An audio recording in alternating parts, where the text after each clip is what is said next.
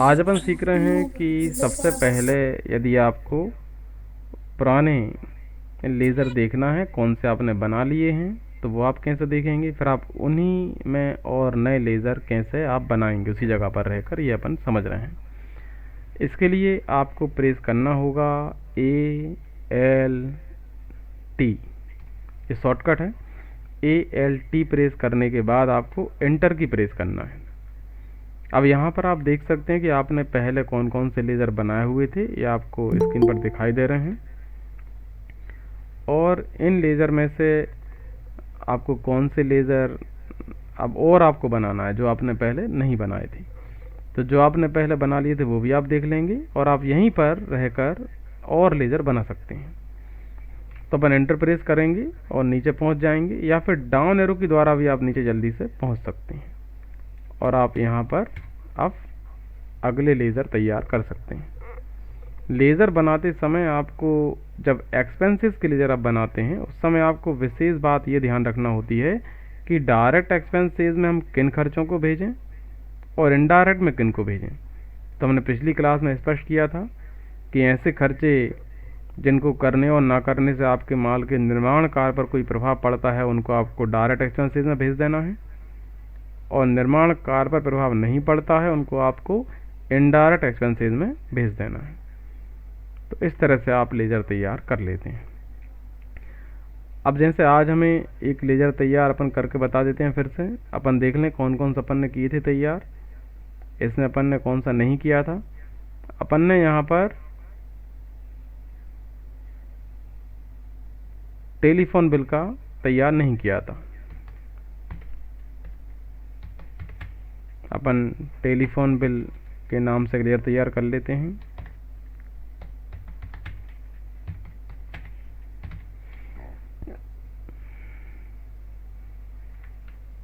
तो मैंने telephone bill तैयार किया। इसे अपन इनडायरेक्ट एक्सपेंसेस में भेज देंगे, क्योंकि बिल का भुगतान करें या ना करें अपने माल का निर्माण कार्य नहीं रुकेगा, वो चलता रहेगा। ऐसे आप और भी कोई एक्सपेंसेस यहाँ पर बना सकते हैं जिनको करने ना करने से माल का निर्माण कार्य रुकेगा, वो डायरेक्ट नहीं रुकेगा, इनडायरेक्ट। अपन अगला बना रहे हैं कैरीज आउटवर्ड।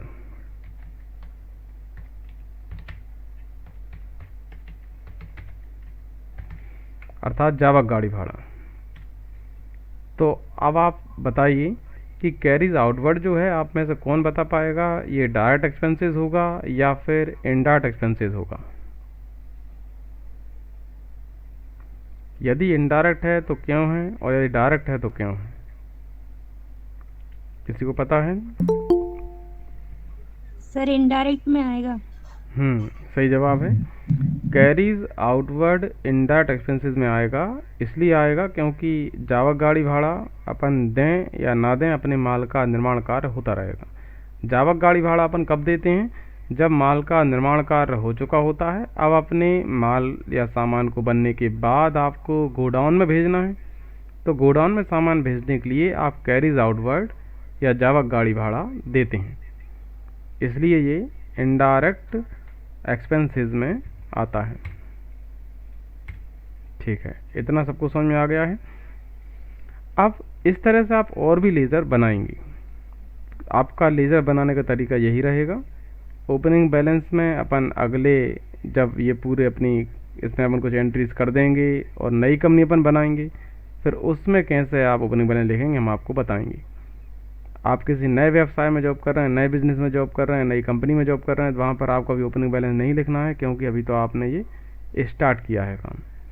ओपनिंग बैलेंस होता है पिछले वर्ष का जो क्लोजिंग बैलेंस होता है खातों का, वही अगले वर्ष में ओपनिंग बैलेंस कहलाता है। अपन अब इसको एंटर दबाकर सेव कर देते हैं।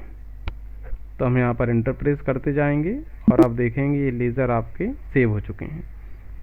अब हमें वाउचर एंट्री एक बार हम बता रहे हैं फिर से आपको, एस्केप बटन द्वारा आप वापस जाएंगे और वी से आप वाउचर एंट्री तैयार करेंगे। अब यहाँ पर आपको वाउचर एंट्री तैयार करने के लिए सबसे पहले ध्यान रखना है कि जो भी खर्चे हैं, एक्सपेंसेस हैं, उनका आपको भुगतान करना होता है, और भुगतान को आप इंग्लिश में पेमेंट बोलते हैं। तो आपको सारे भुगतानों की एंट्री पेमेंट वाउचर में करना है। तो सबसे पहले आप यहाँ से पेमेंट वाउचर को सिलेक्ट करेंगे। आप शॉर्टकट की F5 भी प्रेस कर सकते हैं, यहाँ पर शॉर्टकट की भी लिखी होती है। आप कीबोर्ड से F5 प्रेस करें या पेमेंट पर क्लिक करें। ऐसा करते ही यहाँ पर आपका पेमेंट वाउचर एक्टिवेट हो जाएगा। अब आप जिस खर्चे का भुगतान कर रहे हैं उसको आप बाय में लिखेंगे। जैसे आप टेलीफोन बिल का भुगतान कर रहे हैं तो आपने बाय में लिखा टेलीफोन बिल अकाउंट, कितने रुपए कर रहे हैं वो आपने अमाउंट डाला। कैश कर रहे हैं तो यहाँ पर आपने सी प्रेस किया, और लेज़र की जो लिस्ट है उसमें से आपने कैश को सिलेक्ट किया और इंटर प्रेस कर दिया है। इस तरह से आप कर सकते हैं। इसी प्रकार अगला कोई खर्च है वो आपको करना है। जैसे आपने रेंट पिछली क्लास में दिया था, अब आपको दोबारा रेंट देना है, तो आप यहाँ पर जैसे इंटर प्रेस करेंगे तो ये पिछला रेंट शो करेगा कि अभी तक आप कितना रेंट दे चुके हैं। ये आपको अपन ने चूँकि पहले रेंट नहीं दिया है तो यहाँ पर शो नहीं कर रहा है। तो अपन रेंट दे देते हैं 2000 रुपये, और ये अपन ने कैश रेंट को दे दिया है। अपन ने पिछली क्लास में जो खर्च किया था अपन उसको यहाँ पर लिखेंगे तो आपको दिखाई देगा। जैसे मैंने सैलरी दी थी पिछली क्लास में, तो सैलरी आप देख पा रहे हैं यहाँ लिखा हुआ है अपन 12,000 पहले दे चुके हैं, ये नीचे आपको दिखाई देता है। अपन अब जैसे 12,000 और दे रहे हैं तो यहाँ पर आप देख रहे हैं 24,000 हो गया है। अभी अपन ने बिना पेरोल बनाए सिंपल सैलरी की एंट्री करना सीखा है। अगली क्लास अपन पेरोल कैसे बनाते हैं वो भी सीखेंगे। पेरोल वाउचर में है सैलरी का आप ठीक तरीके से हिसाब किताब रख सकते हैं। उसमें किसको सैलरी दे रहे हैं उसका नाम आपको शो हो जाता है, अब्सेंट, लीव, जो भी आप सैलरी काट रहे हैं वो भी आपको दिखाई देती हैं। अपन अभी इंटर प्रेस कर रहे हैं। यदि आप कैश देना चाह रहे हैं सैलरी तो कैश लिखेंगे, और चेक द्वारा दे रहे हैं, ऑनलाइन दे रहे हैं तो बैंक लिखेंगे। Being paid salary by cash, cheque द्वारा दे रहे हैं being paid salary by cheque, और आप एंटर प्रेस करते हुए चले जाएंगे।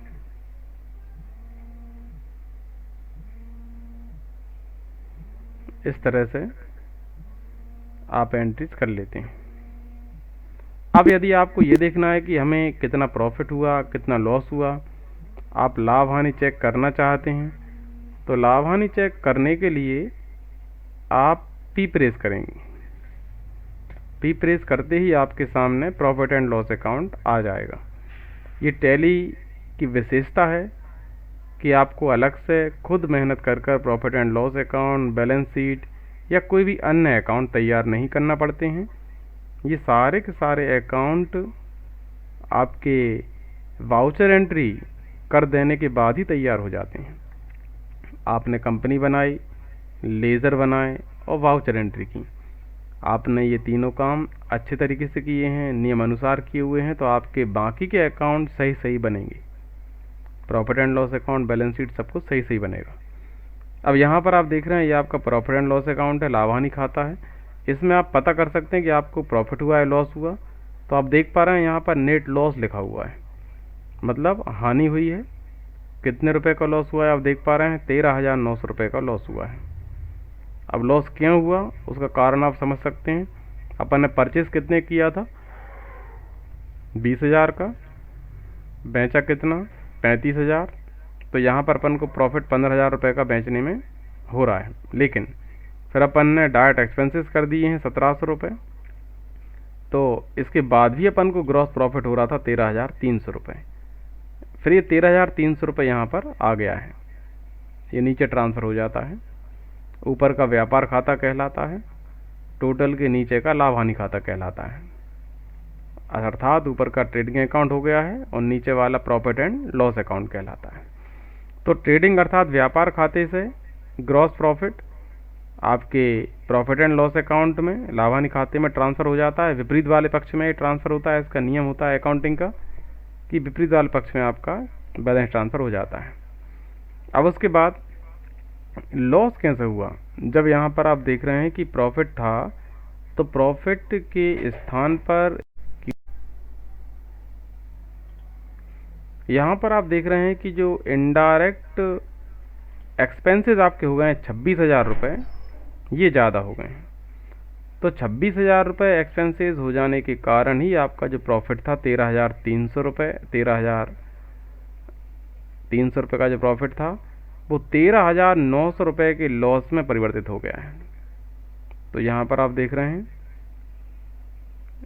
अब ये इनडायरेक्ट एक्सपेंसेस क्या हैं, यदि आप देखना चाहते हैं तो आप देख भी सकते हैं कि 26,000 रुपये एक्सपेंसेस क्या कर दिए हैं। तो इंटरप्रेस करेंगे आप, आपको दिख जाएगा कि रेंट दिया है यहाँ पर 2,000 रुपये, सैलरी दी है 24,000 रुपये, टोटल 26,000 रुपये खर्च हो गए हैं। इसके अलावा ये 1,200 रुपये क्या है, तो टेलीफोन बिल जो है, जो इनडायरेक्ट एक्सपेंसेस में आता है, अपन ने इसको गलती से डाल दिया है इनडायरेक्ट इनकम में। अब इसको ठीक कैसे करेंगे, तो हमने बताया था आपको पिछली क्लास में कि अपन आज लेज़र में गलती होने पर सुधार करना सीखेंगे, और बाउचर में गलती होने पर अपन सुधार कैसे करते हैं वो भी अपन आज सीखेंगे। तो जैसे अपन से लेज़र में मिस्टेक हुई है कि जो आपका टेलीफोन बिल है ये एक एक्सपेंसेस है, एक प्रकार का अपने लिए खर्च है, लेकिन यदि अपन ने इसको गलती से इनडायरेक्ट एक्सपेंसेस में ना डालकर अपन ने इनकम में डाल दिया है, तो फिर अपन इसको कैसे ठीक करें, अपन इसको इनडायरेक्ट एक्सपेंसेस में कैसे भेजें वो अपन समझ रहे हैं। इसके लिए आपको एस के बटन द्वारा वापस जाना है और शॉर्टकट की प्रेस करना है ALA हमने प्रेस कर दिया है।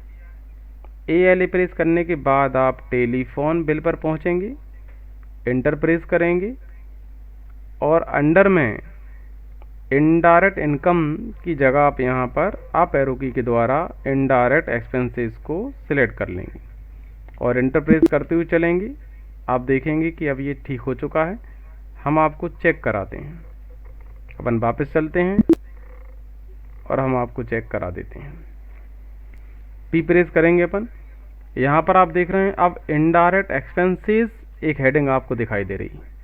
पहले यहाँ पर इनडायरेक्ट इनकम और इनडायरेक्ट एक्सपेंसेस डबल हेडिंग आपको दिखाई दे रही थी, लेकिन अब वो ठीक हो गया है। अब आप देखेंगे इनडायरेक्ट एक्सपेंसेस हेडिंग के अंदर ही इंटर दबाने पर आपको टेलीफोन बिल अकाउंट देखने को मिलेगा। मतलब ये अब ठीक हो चुका है। पहले ये इनकम में आ रहा था जो अब एक्सपेंसेस में आने लग गया है। बस आपको लेज़र सही तरीके से बनाना है, अंडर में किसे कहाँ भेजना है वो आपको सही जगह भेजना है, वाउचर एंट्री में किसे बाय करना है किसे टू करना है वो आपको ठीक तरीके से करना है।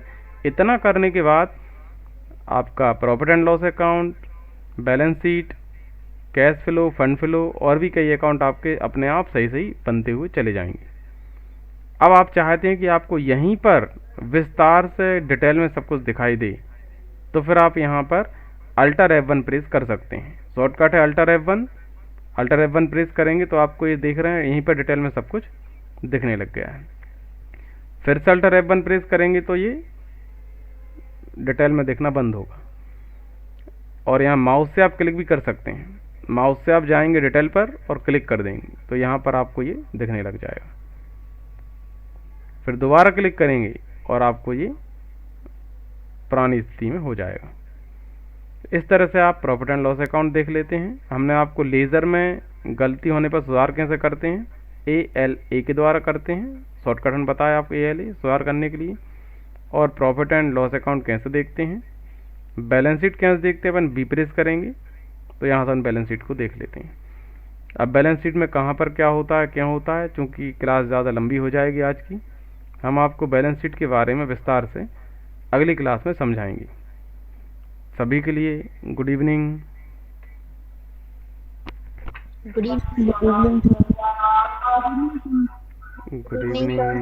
गुड इवनिंग बच्चों, गुड इवनिंग। और अपन अगली क्लास में समझेंगे अब।